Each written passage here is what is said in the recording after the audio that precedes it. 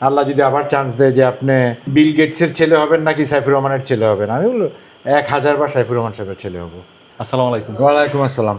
আমার প্রথমেই সৌভাগ্য যে মানে সাইফুর রহমান, হ্যাঁ, যারকে শুধু বাংলাদেশ না সারা বিশ্বই চিনে, হ্যাঁ, আর তারই মানে ছেলের সাথে আমি এখন কথা বলছি, যিনি হচ্ছেন আপনি। তো আমি তো ধরেন আশপাশ ওনার মানে রাজনৈতিক অনেক কিছু শুনেছি, অনেক গল্পই শুনেছি।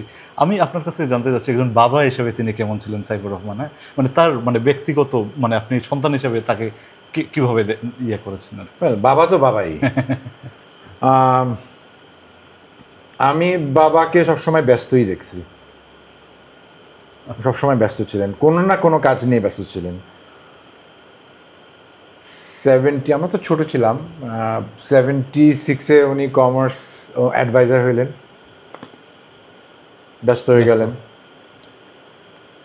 আমার আম্মাই আমাদেরকে লালন পালন করতো।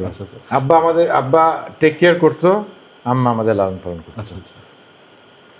তারপর তো 77, তখন আমরা ক্লাস 1, উনি কমার্স মিনিস্টার হয়ে গেলেন 76-77-এ। তারপরে উনি ফাইন্যান্স মিনিস্টার হয়ে গেলেন মনে হয় 78 নাহলে 79-এ। ব্যস্ত দেশের কাজ নিয়ে ব্যস্ত থাকতেন। সো আমরা ছোটোকালে আব্বার সাথে এই 2-একটা ছোটো ছোটো গল্প টল্প করতাম, অত বেশি করতাম না। আবার আব্বা তো আমাদেরকে বাচ্চা, ওনার সন্তান হিসেবে আমাদেরকে তো যেটা করার করতোই। আর 82-তে তো জিয়া রহমানকে অ্যাসাসিনেট করে ফেললো। তারপর 82 থেকে আব্বা তখন রহমান হক, আবার রহমান হকে চলে গেলেন। 89-এ আমি দেশের বাইরে চলে গেলাম পড়াশোনা করতে। আর আবার 91-এ এরশাদের পতনের পর উনি আবার বিএনপি পাওয়ারে আসার পর উনি আবার গভর্নমেন্টে ফাইন্যান্স মিনিস্টার হিসেবে আবার জয়েন করেন খালেদা জিয়ার গভর্নমেন্টের সময়। তখন আমি দেশে ছিলাম না, আচ্ছা আচ্ছা, তখন বিদেশে ছিলাম। বাট আমি দেশে আসছিলাম, ওই ছুটি যখন ছিল তখন আসতাম, আবার আমরা চলে যেতাম। ওই রুয়েল তখন ঢাকায়, আমি আর রুয়েল ঘুরতাম তখন। আমি যেটা মানে বলছি ধরেন মানে আমাদের ক্ষেত্রে আমরা যেটা হয় যখন ছোট ছিলাম, মানে যখন বাবা ঘরে আসতেন দেখা যেত ওই বাবার পিছনে পিছনে ছুটতাম, বা এইটা ওইটা আবদার, এইটা সেইটা। না, আমরা বাবার পিছিয়ে ছুটতাম না, আমরা বাবার পিছিয়ে ছোটার চান্স পাইতাম না। উনি সবসময় দেশ নিয়ে ব্যস্ত থাকতেন। না, সেটা আমরা অ্যাকচুয়ালি ইউজ টু ছিলাম সেটাতে। We were very happy. আব্বা যে ব্যস্ত থাকতেন এটা আমাদের ছোটার প্রয়োজন হয় নাই, আব্বার পিছিয়ে ছোটার প্রয়োজন হয় নাই। আপনার আম্মাই টেক কেয়ার করতো, আবদার করারও কিছু ছিল না তো তখনকার। 70s 80s আর আবদার করার কি আছে? সকালে নাস্তা খাইতাম, দুপুরে ভাত খাইতাম, রাত্রে স্কুলে পড়াশোনা করছি, স্কুলে পাঠাইছে, বিদেশে পাঠাইছে, আর আবদার করার তো কিছু ছিল না। তো আমার আম্মা যখন মারা যাওয়ার পরে আমরা আব্বার সাথে আমার বন্ডিং আরও বাড়ে। তখন আব্বার সাথে টুকটাক আমরা আলাপ আলোচনা করতাম এগুলো।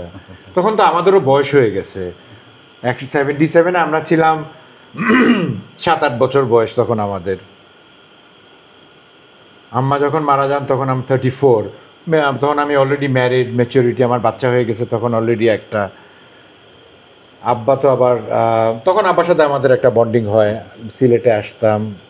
আর এইরকম কি মানে ধরেন অনেক ক্ষেত্রে দেখা যায়, ধরেন কিছু বাবারা আছেন ধরেন অনেক মানে আছে না যে বন্ডিংটা অনেক রাগী হন, কিছু বাবারা আবার অনেক ফ্রেন্ডলি হন। সেক্ষেত্রে আপনার বাবা অর্থাৎ সাইফুর রহমান কেমন ছিলেন সন্তানের কাছে আর কি? আমি আমার আব্বার কাছে বকা খেয়েছি লাইফে একবার মাত্র। হ্যাঁ, একবারই, অনেক আগে 1985-এ। তাছাড়া আমার আব্বা আমাকে ওরকম কোনো সময় ওইভাবে বকা টকা দিতেন না, বুঝাইতেন আমাকে ওরকম, আমার সাথে অত রাগ করতেন না। কোনো সময় রাগ করেন, রাগ করতে হইতো না, কারণ আমরা সবসময় অ্যালার্ট থাকতাম। ওই সুযোগটা আপনার মানে আব্বা যদি ডাকতো আমরা সাথে সাথে চলে যেতাম, আব্বা যেখানে যাইতো বাড়িতে আসলে আমরা আব্বার পাশে পাশে থাকতাম। তা আমাদের মানে কোনো সময় আব্বার ডাকতেও হয় নাই।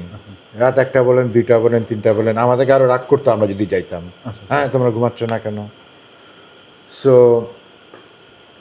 আব্বা ডিফারেন্ট ছিলেন।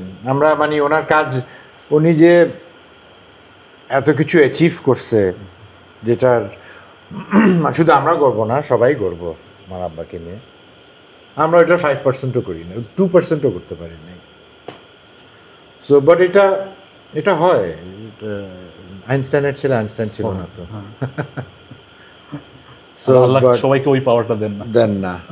So we are proud, very proud of my father. Owner contribution, owner sacrifice, উনি ফ্যামিলি স্যাক্রিফাইস করে দেশের জন্য কাজ করছে। উনি আমার আম্মাকে বলে দিয়েছিল যে তুমি ফ্যামিলি দেখবা, আমি দেশের কি হচ্ছে এটা দেখবো, স্যাক্রিফাইস করতে হবে। বাট আমরা তাকে মিস করি নাই কোনো সময়, এবং আমরা মনে করতাম যে এইটাই মনে হয় ওনার কাজই এইটা। লাইফে আমরা কোনো কিছুই মিস করি নাই। মিস করছে আমার আম্মা অনেক তাড়াতাড়ি মারা গেছেন, আমার চাচারা তাড়াতাড়ি হঠাৎ করে মরে গেছেন, সবাই হঠাৎ করে এক লাইনে ধাপ ধাপ ধাপ ধাপ চলে গেছে।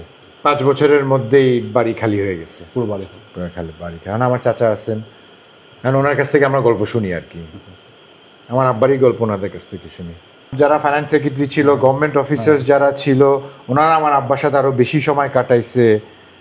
সকাল 9টার থেকে বা 8টার থেকে বিকাল 5টা পর্যন্ত আমার আব্বাকে দেখি নাই। এটা আমরা খালি শুক্রবারে দেখতাম, সপ্তাহে একদিন। হ্যাঁ, শুক্রবারে উনি নিজেই বাজার করতো কাঁচা বাজারে গিয়ে। সো ওনার সাথে সময় কাটাইছে।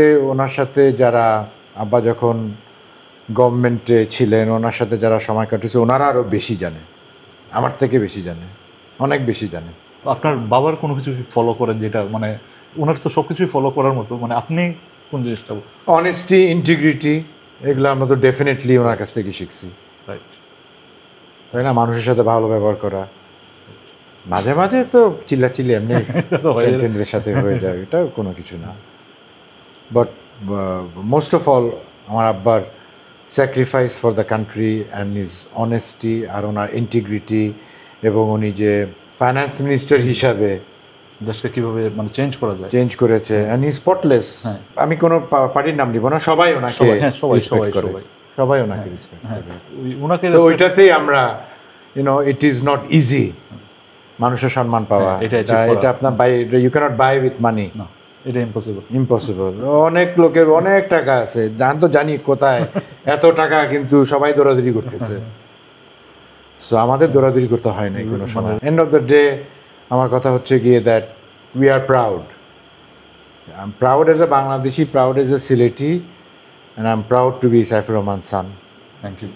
এনি ডে আমাকে যদি আবার বলে, আল্লাহ যদি আবার চান্স দেয় যে আপনি বিল গেটসের ছেলে হবেন নাকি সাইফুর রহমানের ছেলে হবেন, আমি বলবো 1000 বার সাইফুর রহমান সাহেবের ছেলে হবো।